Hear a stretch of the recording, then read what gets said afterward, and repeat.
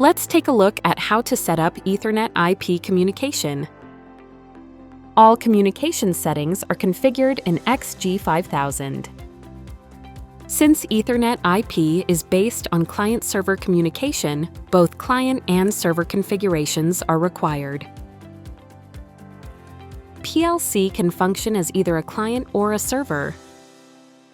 In this example, we'll demonstrate communication between two PLCs and go over what settings are needed when the PLC acts as a client and what to configure when it acts as a server. The client sends requests to the server either to read data stored on the server or to send data to it. On the other hand, there isn't much to configure on the server side. You simply create the data you want to exchange as tags and use them. All other settings are handled by the client, so setting up the server is actually quite simple. Let's start with the server configuration. First, let's create a new project. The CPU we'll use as the server is the XGI-CPU-UN. We'll name this project EIP Server and proceed from there. After creating the project, set up the connection type according to your system, then switch to stop mode and start by synchronizing the I/O.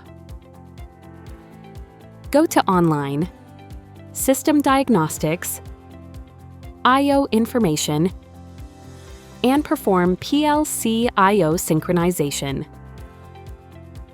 Once the synchronization is complete, the network modules will be added along with the I/O.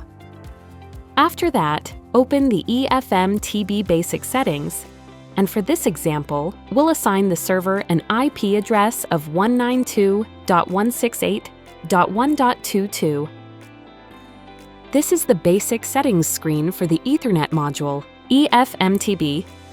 There are quite a few options here, but for Ethernet IP communication, you only need to focus on 3 key settings.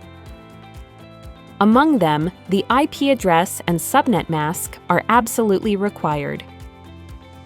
In Ethernet-based communication, it's important that the client and server are set within the same IP range.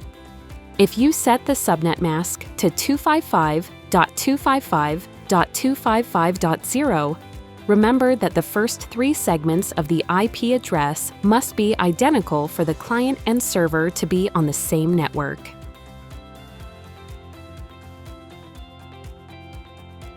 Next, we'll create the EIP tags. On the XGI CPU, tags are created in the Global Variables section. Simply create a variable and check the EIP option, and it will automatically become a tag. In the case of the XGK, the project menu includes an option called Ethernet IP Variable Settings. Here, you can create variables and use them directly. As I mentioned, on the XGI, you simply add them in the Global Variables section. I'll create 2 tags as an example, one called A and another called B. You can choose from various data types such as word, byte, array, and more. Let's create a variable called abyte as a 2-byte array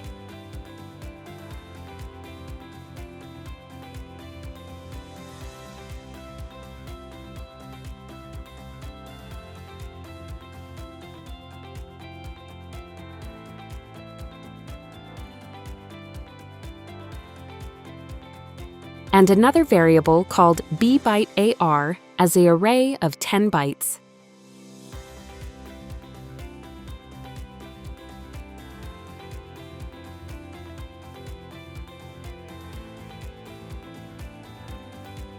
For the abyte 2-byte array, assign the address %MB0.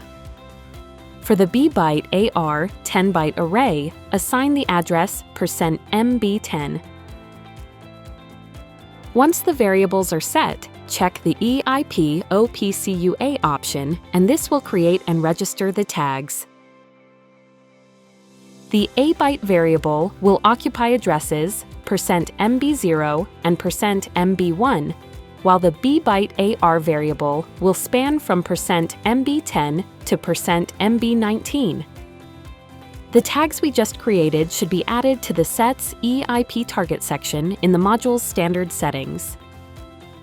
Since I created 2 tags, I'll place A-byte at the top and bbyte AR below it.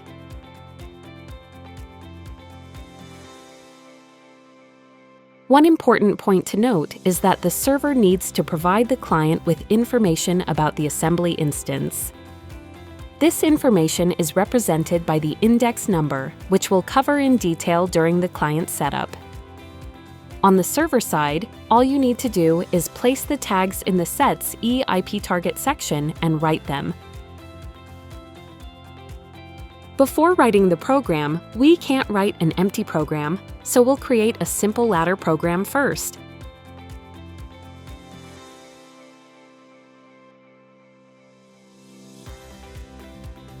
Since A-byte will be used as a tag read by the client PLC, this program increments the value of MW0 every second.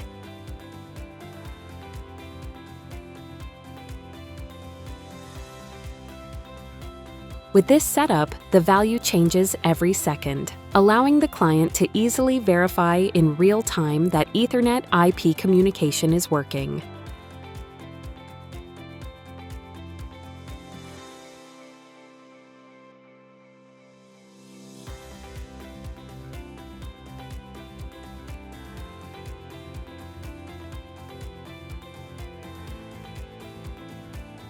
After writing the program, perform a reset PLC or a reset individual module, and the server PLC communication setup will be complete. Finally, add the 2 EIP tag variables created in this project to the monitoring window.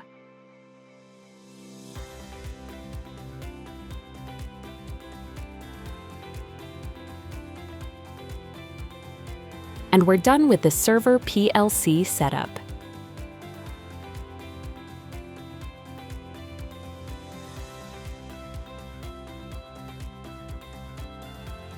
Next, let's move on to the client setup. The PLC we'll use as the client is the XGI CPUUN, and we'll create a new project called EIP Client.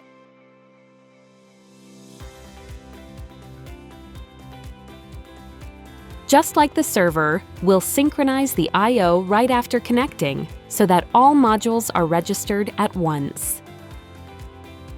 Since I/O synchronization can't be done while running, switch to stop mode to register all existing modules at once.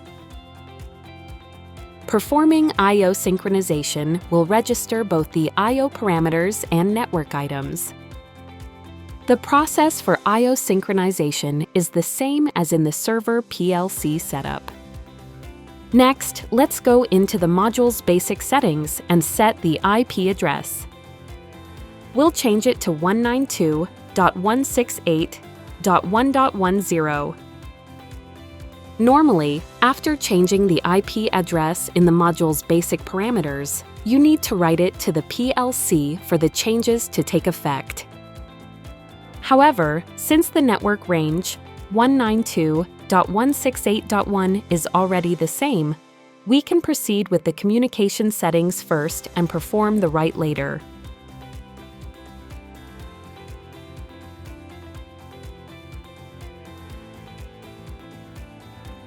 Once the basic settings are complete, right-click on the Ethernet module and select Smart Extension. When you add a smart extension, you can register the server manually, but there's also an auto-scan feature. Click Auto-scan, and it will display the connected devices.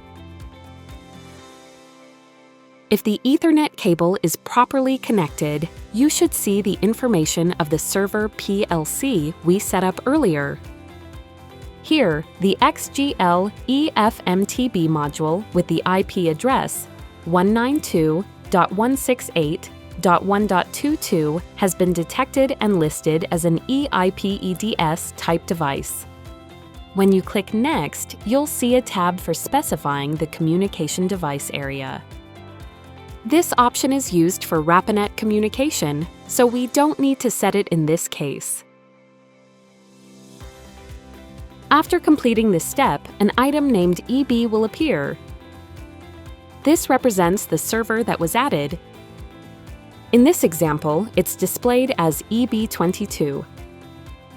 When you open the Smart Extension menu, you'll see an option for master settings.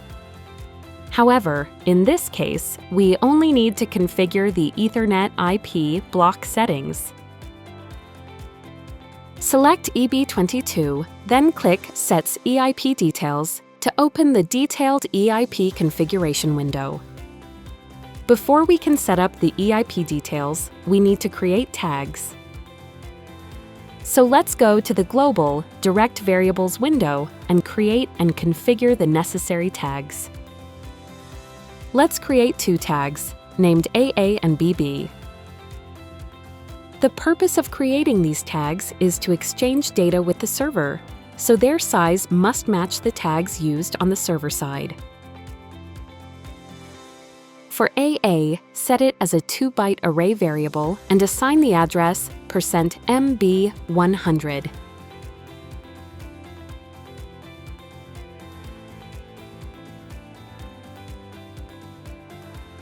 For BB, set it as a 10-byte array variable and assign the address %MB200. Then, check the EIP OPCUA option to complete the tag creation and registration. Now, we'll configure the client settings. In the operation mode, you'll see two types of clients.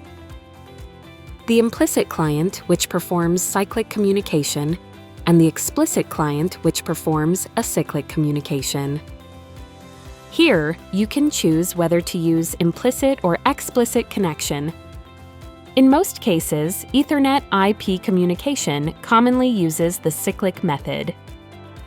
With an implicit connection, the server device provides an EDS file, and communication parameters are configured based on that file. This is what we call cyclic communication. Earlier, we automatically loaded the EDS for the XGL EFMTB module through the AutoScan feature. If the connected device uses an EDS file that isn't included by default in XG5000, you can obtain that EDS file and place it in the EDS folder inside the XG5000 installation directory. Once the EDS file is registered, it becomes available for use, and the items provided by that EDS can be accessed and configured in the EIP block settings.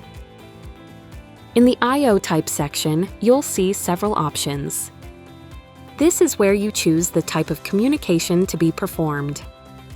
Depending on the EDS file, you might see only one I/O type or as many as 6. These options are defined within the EDS file itself. For our EFMTB module, 3 I/O types are available in the EDS file. When you look at the EDS for the EFMTB, you'll first see an item called In/Out. This stands for Input/Output. It means the device can both send and receive data values. In EDS files from other manufacturers, this function is often referred to as exclusive owner, which serves the same purpose. It's used for exchanging data in both directions. The input-only option, on the other hand, is used when you only need to read data from the other device. In my case, since I'll be both reading and writing data from the server, I'll select In/Out. Next is the connection type, which determines how data will be transmitted to the other device. The EFMTB supports both multicast and point-to-point communication, so both options appear here. Multicast is a one-to-many communication method, where the same data packet is sent to all connected devices at once. Point-to-point, on the other hand, is a one-to-one method, sending data only to a specified device. When communicating with multiple devices over Ethernet IP, you can either use individual point-to-point connections for each device or send data to all of them simultaneously using multicast. I'll set the communication method to point-to-point and move on to the parameter settings. Basically, parameters are defined in the EDS file, but any items that require user input will appear in this parameter window. Depending on how the EDS file is defined, the parameter list shown here may vary. Sometimes there may be no items at all, and other times several may appear. When parameters are displayed, you'll need to refer to the device manual to determine the correct values to enter. For the EFM-TB EDS, the parameters that must be set are the input and output data sizes and the input-output assembly instance values. T2O and O2T sizes stand for target to originator and originator to target, respectively. In Ethernet IP communication, the originator refers to the device that creates and manages the tags, in other words, the server, while the target refers to the client. T2O represents the read data size. O2T represents the write data size. These data sizes must be specified in bytes. You need to enter values for the output assembly instance and input assembly instance, which are currently set to 0. These values correspond to the index numbers of the tags registered on the server. As we saw in the server setup, 2 tags were created and registered in the cyclic server. Index 0 corresponds to the tag A byte, a 2-byte tag assigned to %MB0. Index 1 corresponds to the tag B byte AR, a 10-byte tag assigned from %MB10. The index numbers here represent the server assembly instance values that the client must specify. So, we need to enter index 0 and 1 into the assembly instance fields. The output assembly instance refers to the tag where the client will write data. The input assembly instance refers to the server block number from which the client wants to read data. In other words, the input assembly instance specifies which tags on the server the client will read from. Here, you determine which server tags the client will read and which values it will send. Here, I'll set it so that the client reads the value of %MB0 from the server's A byte variable and writes values to the B byte AR variable starting from %MB10 with a size of 10 bytes. Since the tag to read is at index 0, we enter 0 in the input assembly instance. The tag to write is at index 1, so we enter 1 in the output assembly instance. Because this is cyclic communication, we also need to set the communication cycle and timeout. I've set the cycle to 100 milliseconds and the timeout to 800 milliseconds. This means that if no response is received within 8 cycles, the system will treat it as a timeout. Next, we have the local tag and remote tag fields. When you double-click the local tag, you'll see the tags that were created on the client side. Since we selected in-out in the I/O type, both the read and write destinations appear together, allowing you to specify where to store the data and where to send it. In this case, the local tag field is used to register the tag where the read value will be stored. I'll assign the tag AA here so that the client reads the value from the server and stores it in %MB100. Here, we'll assign the tag BB to the remote tag so that the client can write 10 bytes starting from %MB200 to the server PLC. With this setup, AA is used to read and store values from the server, and BB is used to send values to the server. In other words, the local tag represents the read area and the remote tag represents the write area. The data count and the T2O, O2T sizes in the parameters are counted in bytes, so here it shows 210. Even if you use word or dword tags, the size should always be unified in bytes.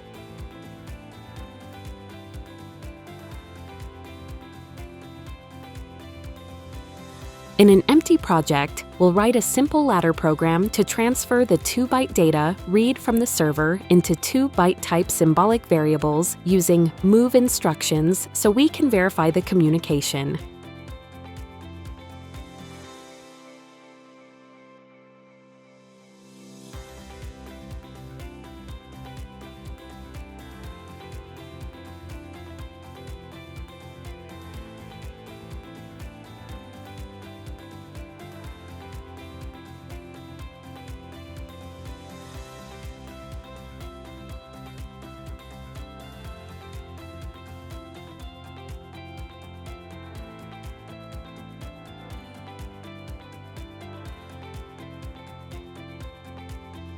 Once that's done, we can proceed to write the program to the PLC.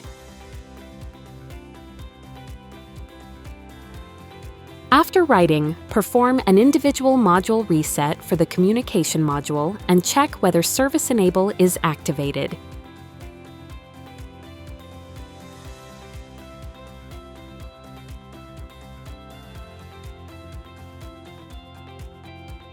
To start communication, the Service Enable must be activated. If you've configured communication through Smart Extension, P2P, or High-Speed Link, you need to check Service Enable at least once to initiate communication. Once it has been enabled and written, the parameter remains, so you don't need to do it again. For example, I've already enabled Smart Extension, so it's still active. If it's not checked, make sure to enable it to start communication.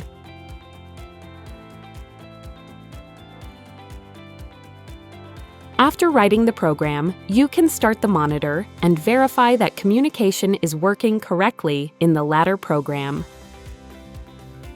The values sent from the server are being continuously read into %MB100 and %MB101. To check if the communication service is functioning properly, go to the Online menu, then select Communication Module Setting and Diagnostics, and open the System Diagnostics window.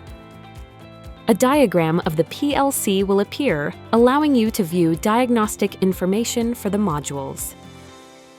Right-click on the Ethernet card and open the Status by Service for each service. Let's check the Smart Extension section. Click Read to view the status of the service. If the service count increases, it means communication is functioning normally. The error count increases in cases of timeout or communication failure. Both the service and error counts are cumulative and will reset to 0 if the module is reset or if you activate the flag to clear the counts. Now that we've confirmed communication is working properly, let's change the tag values to verify that the data updates correctly. We'll register the tag data in the Variable Monitor window to check the actual values. Let's register AA and BB to observe their values. The read values for AA can be seen directly in the ladder program. After registering BB in the monitor window, we can manually input values into some of the indices of the 10-byte array. Once registered, click the plus button to expand the values from index 0 to 9, forming the full 10-byte array. For simplicity, we'll enter the values FF, 43, 21,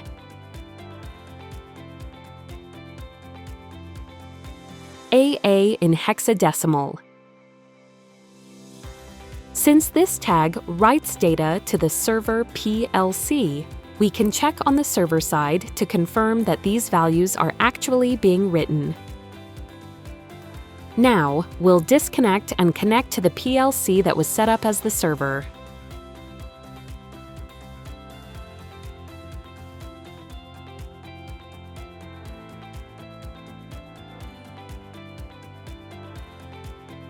After connecting to the server, we can check the monitor and see that the values have been received. Starting from %MB10, the first indices of bbyte AR show the values FF 4321AA. This confirms that communication is functioning correctly. So far, we've gone through the setups for both the client and the server. This concludes the implicit communication method, which is the most commonly used approach in Ethernet IP communication. Next, we will learn about the explicit communication method. Thank you for watching.